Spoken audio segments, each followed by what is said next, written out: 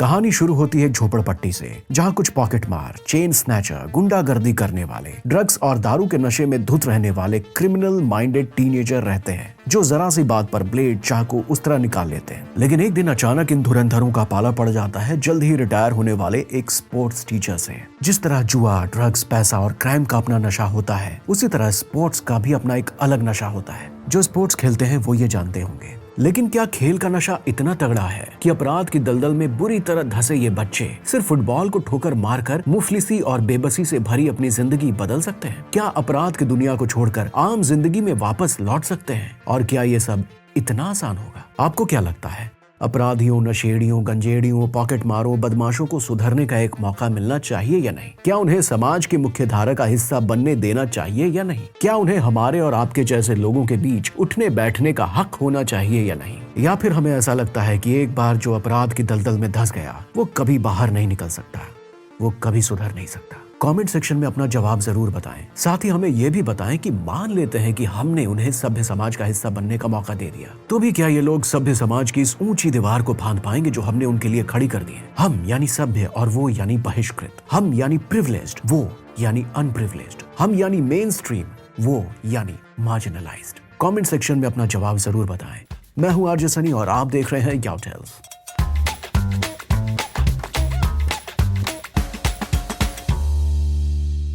झुंड एक sports biographical film है और ये बायोग्राफी है विजय बरसे और उनके स्लम सॉकर की। आपने विजय और उनके स्टूडेंट का इंटरव्यू सत्यमेव जयते के एक एपिसोड में भी देखा होगा। अगर याद नहीं है तो यादें ताजा कर लेते हैं। नागपुर की एक रिनाउंड कॉलेज, हिस्लप कॉलेज में स्पोर्ट्स टीचर रहा। जब मैं बाहर देख रहा था उसी समय पीछे कुछ और भी आवाज आ रही थी।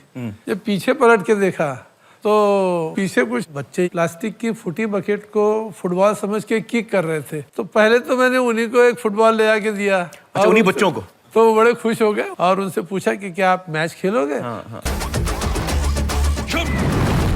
इस फिल्म को, इस झुंड को लेजेंडरी अमिताभ बच्चन के बूढ़े लेकिन फिट कंधों ने मजबूती से संभाल रखा है। बच्चन सर ने विजय बरसे का किरदार प्ले किया है। एक बार फिर विजय बन ही गए आप। लेकिन असली कमाल तो झोपड़पट्टी वाले बच्चों का है। देखने लायक है, जबरदस्त। अमिताभ तो बस एक एंकर की तरह हैं जिन्होंने फिल्म के जहाज को थामा हुआ है। बाकी सब तो ये बच्चे ही हैं। फिल्म का असली हीरो है अंकुश। रियल लाइफ में भी इनका नाम अंकुश ही है, जो बेबाक है, घमंडी है, बाप को नसीहत देता है लेकिन खुद एक छोटा मोटा अपराधी है। फिल्म का असली हीरो है बाबू। फिल्म की असली हीरोइन है रजिया। फिल्म के असली हीरो हैं वो सारे बच्चे जिन्होंने झुग्गी झोपड़ी में बसने वाली जिंदगी की सच्चाई दिखाई है। ये फिल्म इन बच्चों के रियल परफॉर्मेंस की वजह से खास है और इसलिए आपको ये फिल्म थिएटर में देखनी चाहिए। वैसे इस फिल्म में तो बच्चों को काम मिल गया। उम्मीद है कि फिल्म के बाद भी इन पर ऐसी मेहरबानी बनी रहेगी, क्योंकि ऐसा होता नहीं है। कहीं ऐसा ना हो कि पैसा हजम, तमाशा खत्म। ये कोई आम नाच गाने वाली बॉलीवुड फिल्म नहीं है। ये हमारी और आपकी वास्तविकता है, ये रियलिटी है। मैं इतनी सीरियस बातें कर रहा हूँ, इसका मतलब ये नहीं है कि ये फिल्म बिल्कुल सीरियस ही है। फिल्म बहुत फनी है, ऑथेंटिक और जेन्युइन कॉमेडी से भरी पड़ी है। साथ ही ये फिल्म इंस्पिरेशनल है, ऑप्टिमिस्टिक है, पॉजिटिविटी से भरी हुई है। फिल्म में हार्ड हिटिंग रियलिटी के साथ साथ एक छोटी सी लव स्टोरी भी है। और झोपड़पट्टी वर्सेस अमीरों के स्कूल के बीच जो मैच होता है ना, वो अंडरडॉग वर्सेस चैंपियन वाले इमोशंस को जगा देता है। फिल्म थोड़ी लंबी है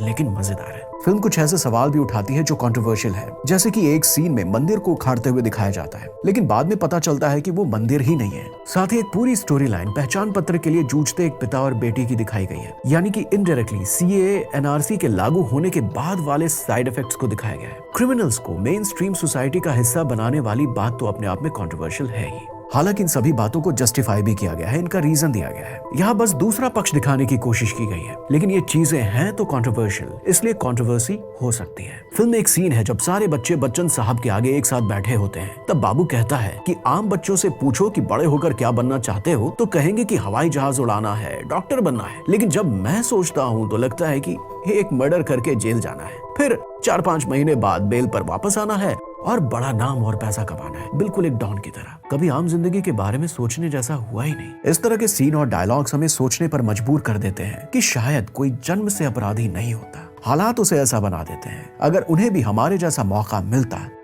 तो शायद वो अपराधी नहीं बनते।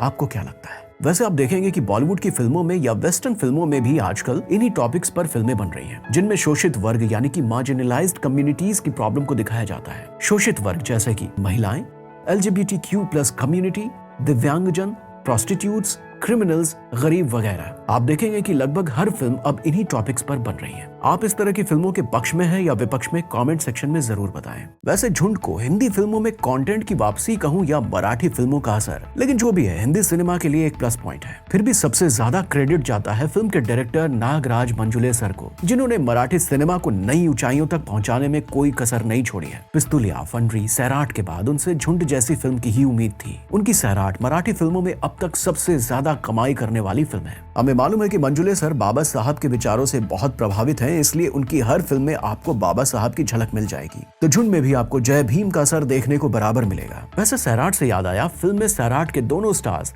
आकाश तोषार और रिंकू राजगुरु भी हैं, यानी कि अपने बर्षया और आर्ची भी हैं, और साथ में अजय अतुल का झिंगाट टाइप म्यूजिक भी है। अगर आप भी बॉलीवुड की आम फिल्मों से थोड़ा हटकर कुछ देखना चाहते हैं, कुछ नया कंटेंट देखना चाहते हैं, तो ये फिल्म मिस ना करें। कहीं गंगू भाई और बैटमैन के पीछे ये फिल्म दब ना जाए, क्योंकि ये फिल्म ऑडियंस डिजर्व करती है। बहुत सारे लोगों ने मुझसे पूछा था कि मैं कौन सा माइक यूज करता हूँ या एडिटिंग के लिए कौन सा सॉफ्टवेयर यूज करता हूँ, तो इन सब की डिटेल्स नीचे दी गई है। वैसे अच्छी साउंड क्वालिटी का सबसे बड़ा रीजन होता है अकूस्टिक सेटअप। नीचे डिस्क्रिप्शन में सारे इक्विपमेंट्स के लिंक दिए गए हैं, वहां से आप अपनी जरूरत की चीजें खरीद सकते हैं। साथ ही अगर आप भी वॉइस ओवर करना चाहते हैं तो मैं आरजे सनी आपकी मदद कर सकता हूँ। इसके लिए आपको नीचे दिए गए ज्वाइन बटन पर क्लिक करना होगा और इस चैनल को ज्वाइन करना होगा। तो झुंड को मिलता है 5 में से 4 स्टार्स। इसी बात पर सब्सक्रिप्शन बटन दबा दो मेरे यार। हमें डीएम करने के लिए इंस्टा पर भी फॉलो करें। कमेंट सेक्शन खुला है, लोकतंत्र है, अभिव्यक्त करें। अपना ख्याल रखें, खुश रहें। और बगल में द बैटमैन का रिव्यू दिया गया है, इसे भी देख लें। और ऊपर दिया गया है प्लेलिस्ट, इस पर क्लिक करें और बैक टू बैक सारे वीडियोस देखें। हमें ग्रो करने में मदद करें।